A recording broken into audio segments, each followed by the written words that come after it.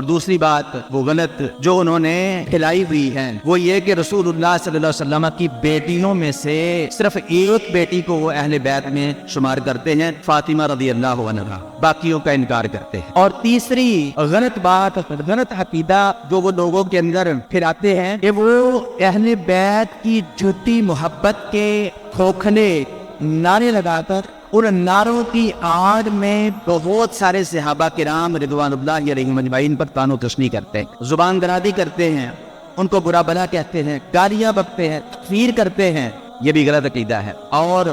تکفیر کر کے، گالیاں دے کر، برا بنا کہہ کر، اللہ کی قسم رسول اللہ صلی اللہ علیہ وسلم کی صحیح حدیث کے مطابق اللہ رب العالمین، اللہ کے فرشتے اور اللہ کے سارے بندوں کی لعنت کا مصداق بنتے۔ اور چوتھی غلط بات جو انہوں نے پھیلائی ہوئی ہے اہل بیت کے حوالے سے کہ وہ بعض اہل بیت کو اللہ رب العالمین کے اختیارات کا مالک بنا دیتے ہیں کہ مشکل کشا ہے، حاجت روا ہے، بگڑی بنانے والے ہیں، طاقت ہیں، دینے والے ہیں،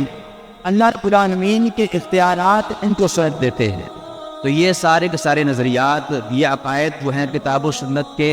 دلائل کے بھی خلاف ہیں، رسول اللہ صلی اللہ علیہ وسلم کی نصیحت اور وصیت کے بھی خلاف ہیں، اور تمام کے تمام معاملات، یہ سارے کے سارے عقائد رسول اللہ صلی اللہ علیہ وسلم کے اہل بیت کو ادا دینے کا باعث اور سبب بھی ہیں۔